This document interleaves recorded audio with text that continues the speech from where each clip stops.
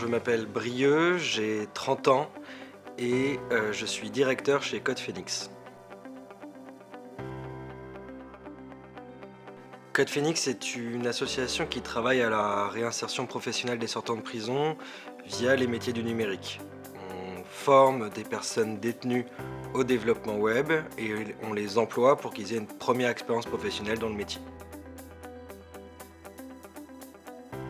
Mes tâches au quotidien sont assez multiples, ça va de l'administratif à la collecte de fonds, en passant par la gestion des prestations qu'on fait pour nos clients, c'est-à-dire de la création de sites internet, et également aussi la gestion des équipes et la gestion des bénéficiaires, que ce soit en détention ou à la sortie de détention.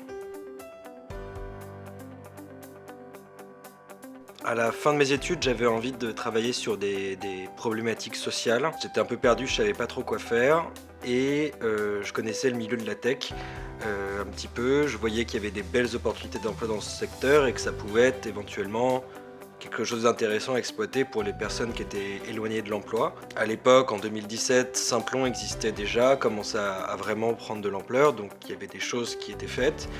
Mais il y avait des publics qui n'étaient pas adressés, notamment les personnes en détention, et c'est pour ça que je me suis intéressé à ce sujet et que j'ai co-créé Code Phoenix pour proposer des formations et du travail en détention aux personnes détenues.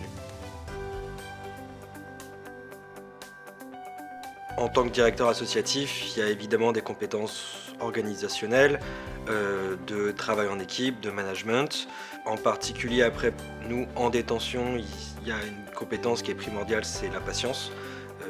La prison dit souvent que c'est l'école de la patience, qu'il faut souvent attendre, on est souvent tributaire de l'administration pénitentiaire et des aléas sécuritaires.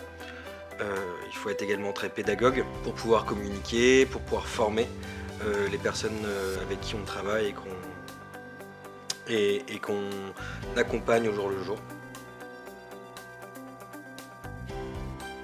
Nous, on est dans un métier d'insertion ou de réinsertion par le travail, mais ça vaut aussi pour les personnes qui travaillent dans l'accompagnement de manière générale. C'est rarement un travail qui est terminé en une semaine ou deux.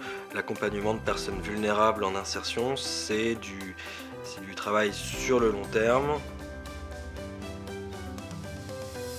Je pense pas qu'il y ait de parcours particulièrement fait pour l'ESS.